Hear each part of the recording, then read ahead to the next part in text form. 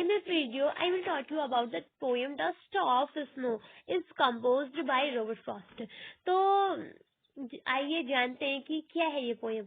The way a crow shook down on me, the dust of snow from a hemlock tree has given my heart a change of mood and saved some part of the day I had rued.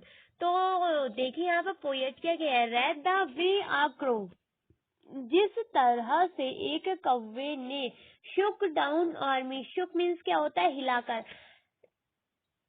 हिलाकर मतलब कि जिस तरह से एक कौवे ने हिलाकर डाउन ऑन मी, मेरे ऊपर डाला, क्या डाला, डस्ट ऑफ स्नो, बर्फ के कुछ कण।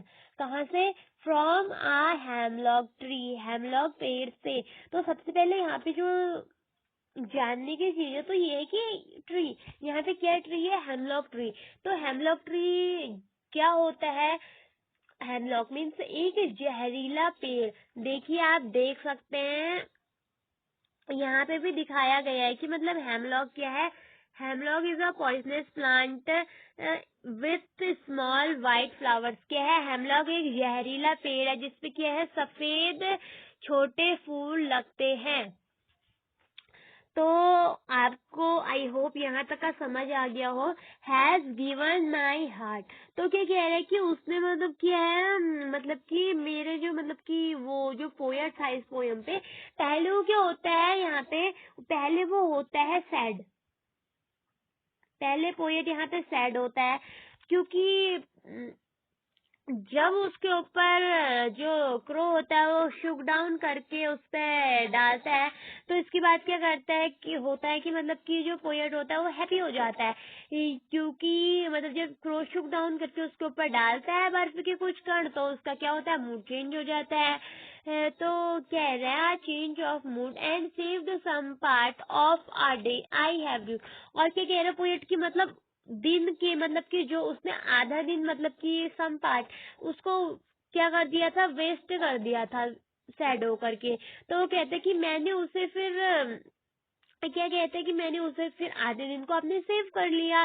तो ये जो रूड होता है इसमें आप देख सकते हैं यहाँ पे हैड एंड रिग्रेट, यानी कि पोएट को कुछ रिग्रेट होगा कि मतलब कि कुछ भी हो सकता है। यहाँ पे वो तो मेंशन नहीं करा गया, लेकिन वो क्या कह रहा है कि मतलब जो ह्यूमन लाइफ का एक पर डे है वो अपने आप में बहुत इंपॉर्टेंस रखता है। या कह सकते हैं कि time is very valuable in human life, यानी कि आपसे जो बन सकता है आपने अपनी लाइफ को बनाने के लिए वो करना चाहिए।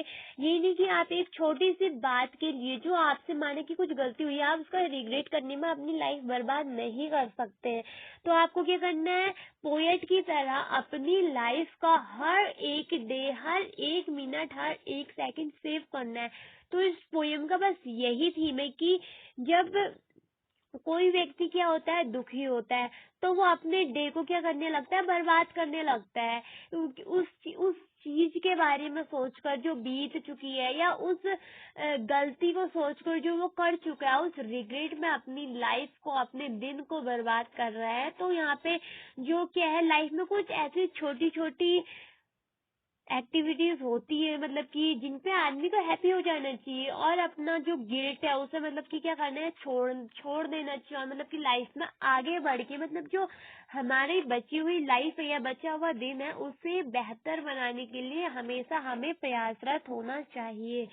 तो इसमें जो है सबसे इम्पोर्टेंट ये है कि मतलब कि आपसे इस पोएम में से कुछ लाइंस पूछ सकता है, तो उसमें पूछ सकता है कि इसके राइटर कौन है और ये मतलब किसके द्वारा लिखी गई है और जो पोएम का नाम क्या है। तो आपको क्या लिखना है, dust of snow composed by Robert Frost. तो यही था इस क्वेश्चन में। और आप देख सकते हैं कि इसमें नेक्स्ट पोएम है फायर एंड आइस, इसे मैं आपको नेक्स्ट पोएम पे एक्सप्लेन करूंगी।